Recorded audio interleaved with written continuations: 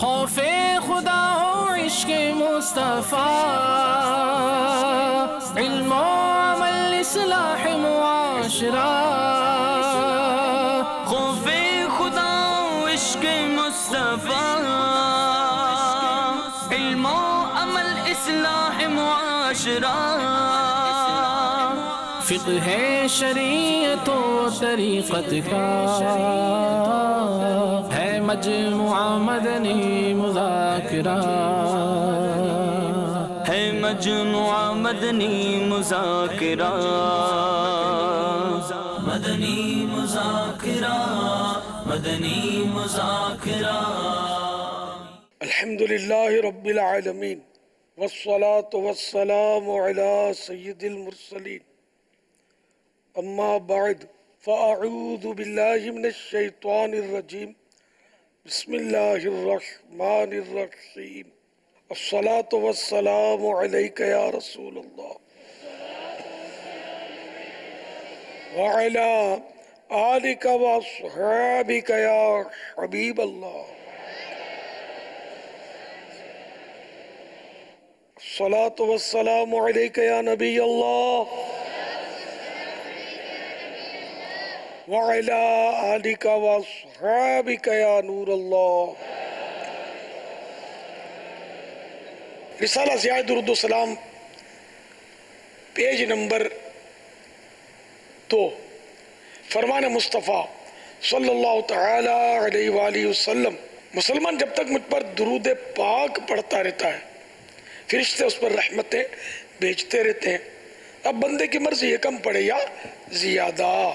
صلو علی الحبیب صلی اللہ تعالی علی محمد۔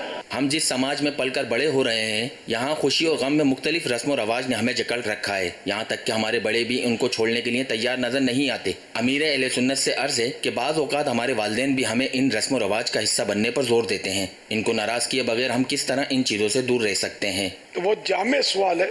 رسم و رواج ہر معاملے میں، خوشی کے معاملے میں، غمی کے معاملے میں، شادی کرنی ہے، منگنی کرنی ہے تو اس میں، پھر شادی کرنی ہے اس میں، نکاح میں، ولیموں میں، یعنی کہ بہت ہزاروں مطلب اس میں رسمیں، تو مہندی، تو مایوں، پتہ نہیں کیا کیا، مطلب وہ لوگوں نے حساب کتاب کر رکھے اپنے۔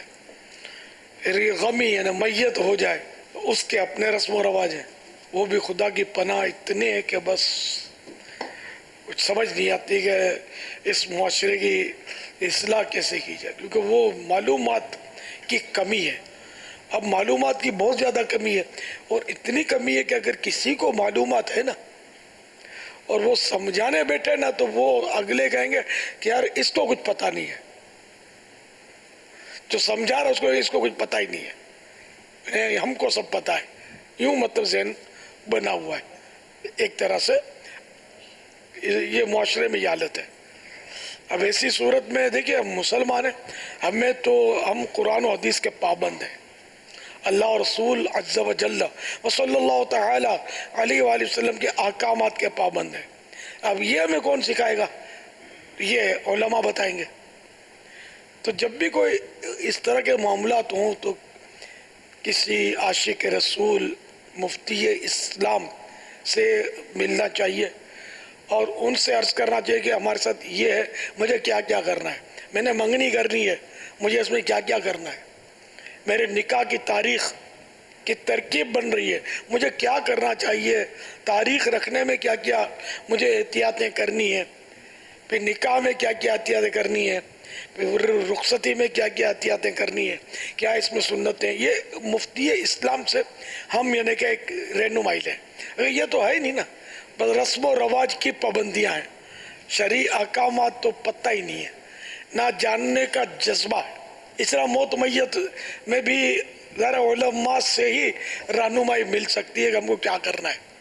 بس وہ رسم و رواج اور ایسے عجیب و غریب، ہر قوم میں، ہر برادری میں الگ الگ انداز ہیں، ہر ملک میں الگ الگ انداز ہیں، انہیں کچھ سمجھ نہیں آتی کہ ہوگا کیا اس امت کا۔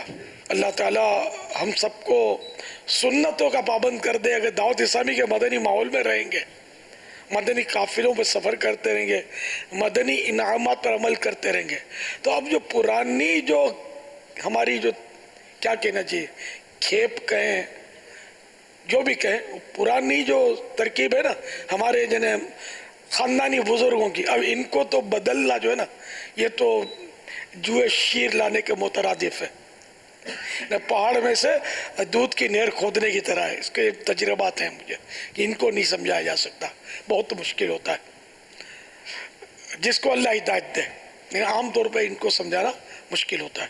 لیکن اگر آپ مدنی ماحول کو ترقی دیں گے، مدنی انعامات کے مطابق زندگی گزاریں گے نا، تو کم از کم نوجوان نسل بچ سکتی ہے اور ان کی آئندہ نسلیں بھی بچ سکتی ہیں، کہ جب آپ کی ذہن سازی ہو جائے گی کہ مجھے شریعت یہ کہتی ہے اور یہ مجھے کرنا ہے، شادیوں میں، میتوں میں، دیگر جو بھی معاملات ہوتے ہیں اس میں، تو آپ کی اولاد یہ سیکھے گی، پھر ان کی اولاد ان سے سیکھے گی، تو انشاءاللہ ہمارے معاشرے میں تبدیلی آئے گی۔ اور جو بڑے بوڑھے بزرگ یہ مدنی ماحول سے وابستہ ہیں اور مدنی ماحول میں آ کر جو بوڑھے ہوئے ہیں، ان کی تو بات ہی کچھ اور ہوتی ہے۔ جیسے میں خود مدنی ماحول میں بوڑھا ہوا، دعوت اسلامی جب شروع ہوئی تو میں جوان تھا، لیکن اب بوڑھا ہو گیا، تو اب میرا ذہن اپنا ہے جو بھی آپ کے سامنے ہے۔ اچھا، اسی طرح جو دعوت اسلامی میں ایک تعداد ہے جو شروع سے آتے ہیں، دعوت اسلامی کو تقریباً کام شروع ہوئے 37 سال ہو گئے، 37 یا 38، 37-38 سال، تو اس دور کے بھی بعض اسلامی بھائی ہیں اس میں جو شروع میں آتے تھے اور اب تک آتے رہتے ہیں، تو کیا وہ مدنی ماحول میں اٹھتے بیٹھتے اب یہ بوڑھے ہوئے بزرگ ہوئے، تو ان کے ذہن میں اور عام جو معاشرے کے بزرگ ہوتے ہیں ان کے ذہنوں میں سمجھتا ہوں فرق ہوگا۔ تو اس طرح انشاءاللہ اگر آپ مدنی ماحول میں بالکل رچے بسے رہیں گے نا تو ذہن بنے گا۔ آنا جانا رکھنے والوں کا اتنا ذہن نہیں بنتا کہ کبھی بڑی کوئی خاص ترکیب ہوئی، کوئی بڑا اجتماع ہوا، خصوصی ہوا، یا 27ویں رمضان شریف کو آ گئے تو شب براعت میں پہنچ گئے کہ نفلیں پڑھیں گے یہاں مغرب کی اور رات گزاریں گے، شب معراج کی محفل ہے، اجتماع ذکر و نعت میں آئیں گے، یہ بھی اچھے کام ہے، لیکن اتنی حد تک آنے جانے سے لگتا نہیں ہے کہ مطلب وہ ذہن سازی ہو۔ اس کے لیے مسلسل کوشش کرنا پڑے گا۔ ایک بچہ 10 سال تک محنت کرتا ہے، ماں باپ بھی ڈنڈا لے کر اس کے پیچھے پڑے رہتے ہیں، تب جا کر اس کو میٹرک یہ پڑھنے میں کامیاب ہوتا ہے، 10 سال تک، اور اس میٹرک کی کوئی ویلیو نہیں ہے معاشرے میں، اتنی کوئی نہیں ہے ترکیب، آگے پڑھ آگے پڑھ آگے پڑھ، اس کو پڑھایا جاتا ہے۔ تو یوں دنیاوی تعلیم میں بھی ہمارے لیے عبرت ہے کہ اس کے لیے بڑی محنت کرنی پڑتی ہے، کوشش کرنی پڑتی ہے، اور اس میں بن گئی تو زیادہ سے زیادہ دنیا بنے گی۔ آخرت کا کنسپٹ ہماری اس دنیاوی تعلیم میں مجھے تو دور دور تک نظر نہیں آ رہا، آپ کو نظر آتا ہوگا، مجھے دکھا دیجئے گا اگر نظر آتا ہو تو۔ اب یار اس تعلیم یافتہ کو کیا کروں میں جس کو دیکھ کر بھی قرآن کریم پڑھنا نہیں آتا؟ آپ کو بہت ملیں گے پڑھے لکھے لوگ، ایف اے میں چلے گئے ہوں گے، بڑی بڑی ڈگریاں حاصل کر لی ہوں گی، انجینئر، ڈاکٹر، فلاں فلاں فلاں، لیکن کو قرآن کریم دیکھ کر بھی صحیح پڑھنا نہیں آتا ہوگا، بسم اللہ پڑھنا نہیں آتی ہوگی، السلام علیکم کا صحیح تلفظ نہیں آتا ہوگا، جی ہاں تقریباً کو نہیں آتا یہ، السلام علیکم وعلیکم السلام یہ کہنا بھی نہیں آتا۔ کیا اسلامی بھائی کیا صاحبین ہے، سلام کے ساتھ السلام، یہ سلام ہے، سلام تھوڑی ہے، اس طرح کے سلام کا کوئی جواب دینا بھی واجب نہیں، سلام ہے ہی نہیں۔ تو اس طرح یہ ایک تو میرے ذہن میں مثال آ گئی، ذرا بسم اللہ پڑھنا بھی، بسم اللہ یہ پڑھ لی، بسم اللہ کلمہ طیبہ نہیں آتا پڑھنا، ایک تعداد ہے، لا الہ الا اللہ ہو گیا، درود شریف صلی اللہ علیہ وسلم اس طرح پڑھتے ہیں، ایک تعداد ہے۔ آپ خود اپنے پڑھنے پر غور کیجئے گا تو آپ کو سمجھ آئے گی کہ میں کیا کہہ رہا ہوں۔ ہم جیسوں کے سامنے آتے ہیں نا سلام کرتے ہیں جیسے یہ صوتی پیغام آتے ہیں ان کے، وہ تو یہ تو بڑا اہتمام کے ساتھ کرتے ہوں گے سلام، تو پھر بھی غلطیاں ان میں ہوتی ہیں بارہا. تو جب یہ آپس میں کرتے ہیں تو یعنی کہ جس کو سلام کر رہے ہیں اس کو کون سا جواب دینا آتا ہے؟ تو وہ کہ گجراتی کہاوت ہے، آؤ بھائی ہرکھا اپنے بیو سرکھا. ہم دونوں ایک جیسے ہی ہیں، نہ مجھے سلام کرنا آتا ہے نہ تجھے جواب دینا آتا ہے، تو دونوں کا پردہ رہ جاتا ہے. یہ سمجھانے کے عرض کر رہا ہوں تو بہت کچھ سیکھنے کی ضرورت ہے، بہت کچھ سیکھنے کی ضرورت ہے. اب دیکھو نا ہم کس طرح کے مسلمان ہیں کہ ہم کو کلمہ پڑھنا نہیں آتا. کلمہ کا صحیح تلفظ جو ہے نا اس کے ساتھ پڑھنا، میں 99 کہوں گا تو شاید برا لگے گا لوگوں کو کہ یہ چیزیں نہیں آتی، لیکن واقعی بہت بری حالت ہے، نہیں آتی. جن کو خوش فہمی ہے نا کہ ہم کو قرآن کریم ہم پڑھے ہوئے، یہ کسی قاری کے سامنے بیٹھ جائیں گے نا تو قاری بتائے گا کہ تم کو تو اعوذ بھی پڑھنا نہیں آتی، ابتدائی لفظ بھی نہیں آتا، تو قاری صاحب برے بن جائیں گے.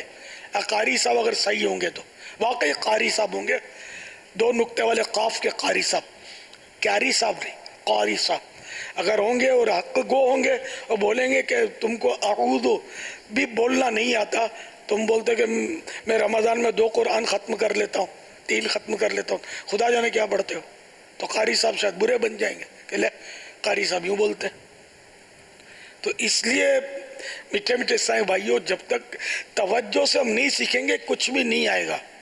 بسم اللہ پڑھنی میں کہوں کہ غالب اکثریت کو نہیں آتی تو شاید غلط نہیں ہوگا، بھلے 100 مرتبہ دن میں آپ پڑھتے ہیں، لیکن جب تک کسی قاری صاحب کو نہیں سنائیں گے، قاری صاحب کو سنائیں گے تو شاید اہتمام کے ساتھ سنائیں گے تو ہو سکتا ہے وہ اوکے کر دے آپ کو.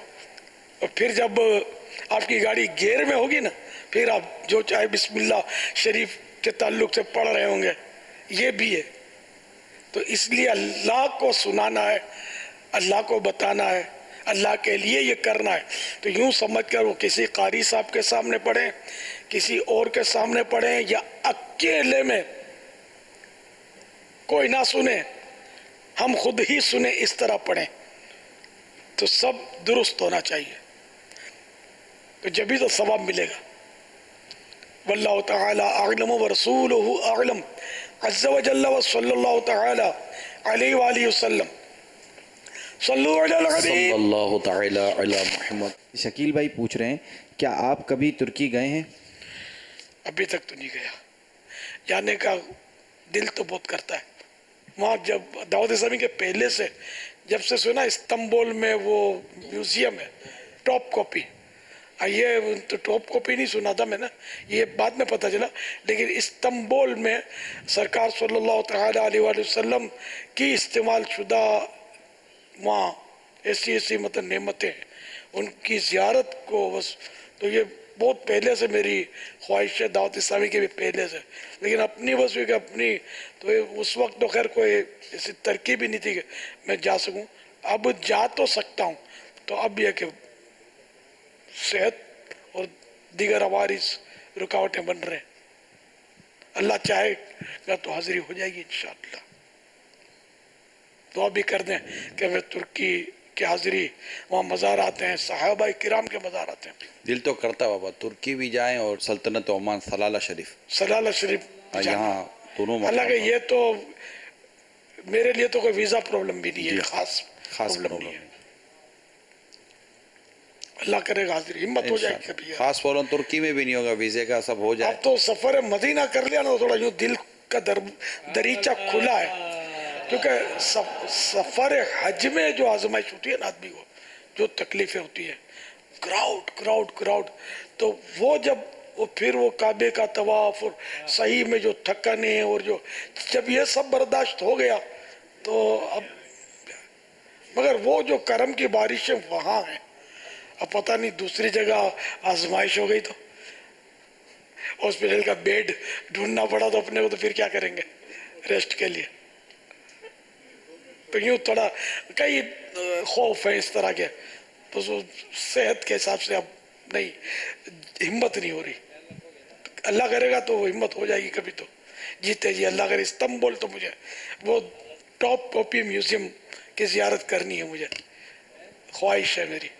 پھر سے بھائیوں سے ملاقات بھی ہوگی وہاں اہل محبت بہت ہیں، بہت سے مراد وہاں اہل محبت ہیں، ترک قوم جو ہے اس کے مسلمان ہیں اہل محبت دعوت اسلامی کے، اور ماشاءاللہ ان کے عشق رسول سے میں بڑا متاثر ہوں ان کے، کیونکہ ان لوگوں نے جو کام کیا نا مسجد نبوی میں، اور تو یہ ان کی جو تاریخ پڑھتے ہیں تو حیرت ہوتی ہے کہ ایک ایک پتھر مدینہ شریف کے باہر جا کے یہ لوگ اس کی تراشتے تھے، اس کی کٹنگ کرنا اور اس کو ڈیزائننگ کرنا، یہ وہ مدینہ میں آواز نہیں ہونی چاہیے کہ پیارے آقا کو ہمارے تکلیف نہ ہو جائے، اتنی یہ لوگ احتیاط کرتے تھے۔ اور سارے کام کرنے والے حفاظ کرام، حافظ، اور اس طرح انہوں نے جو ادب سے کیا، اور وہاں اگر تھوڑی بہت ٹک ٹک کرنی پڑتی تھی نا سیٹ کرنے کے لیے وہ سلیب وغیرہ، تو وہ تھوڑی پر ربڑ وغیرہ لپیٹ لیتے تھے، اور اس طرح یا ربڑ کی ہتھوڑیوں سے یہ کرتے تھے کہ سرکار کو آواز نہ جائے۔ اور اب تو ہیوی مشینیں چل رہی ہیں، وہ ایسی ہیوی مشینیں چل رہی ہیں کہ اللہ کی بس پناہ۔ ایک بار میں مسجد نبوی شریف میں غالباً سرکار صلی اللہ تعالیٰ علیہ وسلم کی پشت اطہر کے پیچھے پناہ لیے ہوئے تھا، یا اسی رخ تھا، تو زمین لرزنے لگی، مسجد نبوی کی زمین۔ یہ اللہ کی رحمت ہے، مجھ پر خوف طاری نہیں ہوا، بلکہ میں بولا اب تو لگتا ہے کہ بقی کی آرزو پوری ہو رہی ہے۔ میں نے کہا کوئی زلزلہ آیا ہوا ہے، اب زمین پھٹی اور میں اندر گیا، میں تو سنبھل کے بیٹھ گیا، اور میرے نصیب سے کہا تو بہرحال وہ پھر زمین تھم گئی۔ اب میں سمجھ رہا تھا زلزلہ آ گیا، میں یہ سمجھا تھا، لیکن پھر میری توجہ چلی گئی، اس وقت کچھ تعمیرات کے سلسلے میں بہت ہیوی مشینیں کام کر رہی تھی، تو اس کے صدمے سے وہ مبارک زمین ہل رہی تھی، تو مجھے بہت ناراضی ہوئی مشین چلانے والوں کہ جب یار اتنی ہیوی مشینیں تم چلا رہے ہو، ہم جیسوں کو تکلیف ہو رہی ہے، تو میرے آقا کو کتنا صدمہ پہنچتا ہوگا۔ میرے جذبات ہیں، ہم عشق کے بندے ہیں، کیوں بات بڑھائی ہے؟ ہم سے جھگڑا نہیں کرو، ہم عشق کی بات کرتے ہیں، محبت رسول کی بات کرتے ہیں۔ بی بی عائشہ صدیقہ رضی اللہ تعالی عنہا مدینہ شریف میں کسی کو کیل نہیں ٹھوکنے دیتی تھی، وہ دروازے بنانا اور ٹھوک ٹھاک نہیں کرنے دیتی تھی۔ میرے آقا سوئے میں ان کو تکلیف ہوگی، یا آرام فرمائے، تو لوگ اس وقت یہ کام مدینہ کے باہر جا کے کرتے تھے، ٹک ٹھک کے، کٹ کٹ کے۔ اچھا، استنجا مدینہ میں نہیں کرتے تھے، یہ مدینہ سے باہر ایک مخصوص مقام تھا، وہاں عام طور پہ جو مسلمان تھے اس دور کے، یہ وہاں جا کر کرتے تھے۔ کیا ادب تھا یار۔ خیر اب بھی الحمدللہ سارا مدینہ، جو قدیم مدینہ، پرانا مدینہ نا، اولڈ مدینہ، یہ سب کے سب ان مسجد نبوی، یہ ٹوٹل مسجد نبوی بن گیا ہے، اور اب اس کے باہر شہر کافی توسیع ہوئی ہے، اس کی آگے بڑھا ہے شہر، کیا بولیں گے انگلش میں اس کو، ایکسٹینڈ ہوا اس میں۔ یہ سب اب مدینہ ہی ہے، لیکن حقیقت میں جو اصل مدینہ جو تھا اس دور کا، وہ اب پوری مسجد نبوی میں وہ سما گیا الحمدللہ۔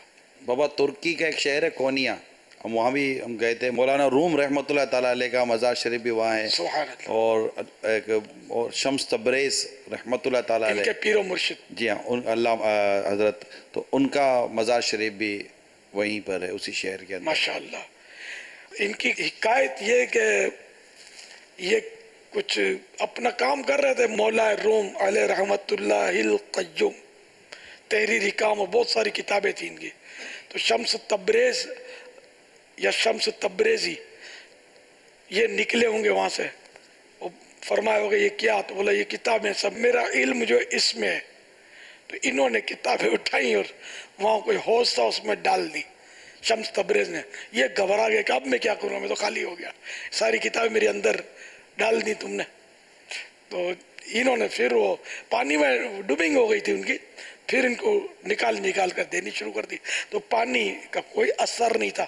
تو یہ کرامت دیکھ کر حضرت مولانا جلال الدین رومی رحمۃ اللہ تعالی علیہ ان سے متاثر ہوئے کہ یہ تو با کرامت ولی اللہ اور ان کے مرید ہو گئے.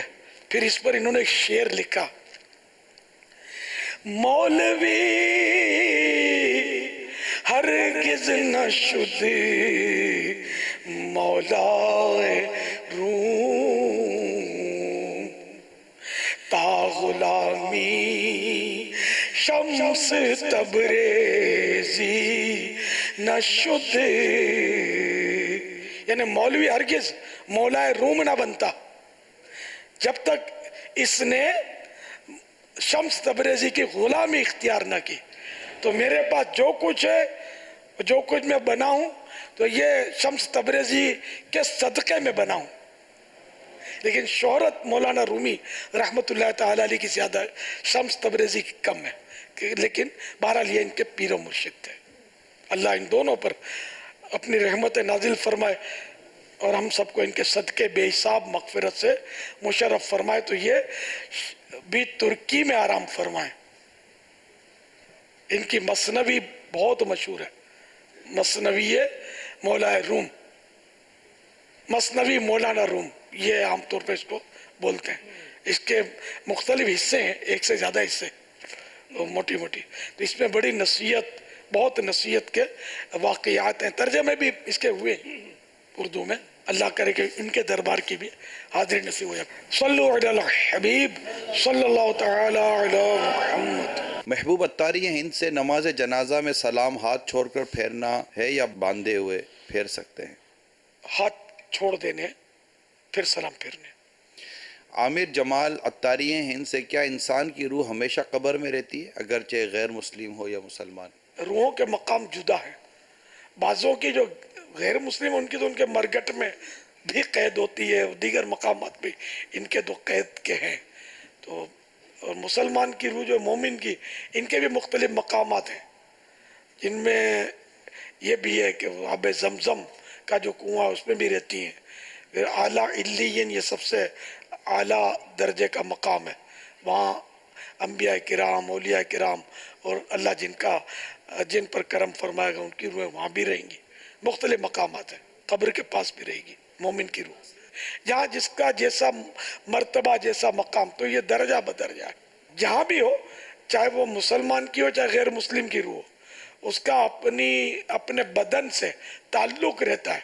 بظاہر بدن تو بھلے گل جائے، سڑ جائے، لیکن عجب الذنب ایک معمولی ذرہ ہوتا ہے جو خوردبین سے بھی نظر نہیں آئے گا. نہ آگ جلا سکتی ہے، نہ اس کو زمین گلا سکتی ہے.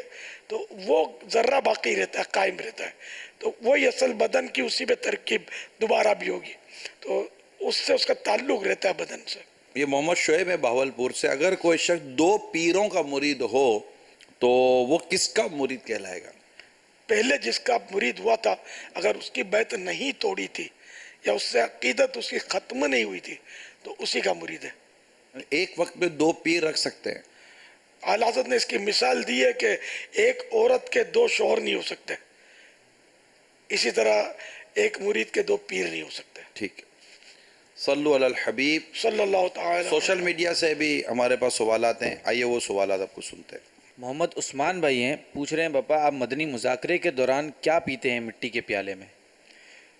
پہلے جب آتا ہوں تو عام طور پہ چائے ہوتی ہے. اس کے علاوہ بعد میں بیچ میں اپنے حساب سے میں پانی پیتا ہوں. کبھی بہت طویل چل جائے تو اس میں ایک اور سفید لکویڈ پیتا ہوں طاقت کا. اس کا نام نہیں لے سکتا کیونکہ وہ کمپنی کا نام ہے نا. تو وہ طاقت کا مشہور چیز ہے. یہ مریضوں کو ڈاکٹر بولتے ہیں کہ یہ پیو. جن کو ڈاکٹر بولے وہی پی سکتے ہیں، عوام کو نہیں پینا چاہیے.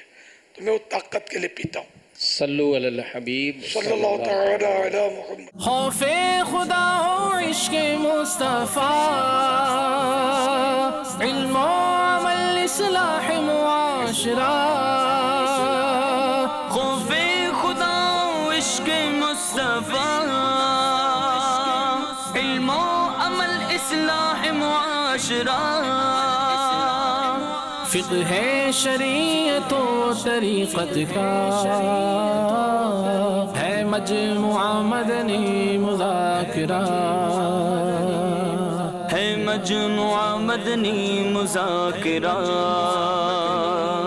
مدنی مذاکرہ، مدنی مذاکرہ۔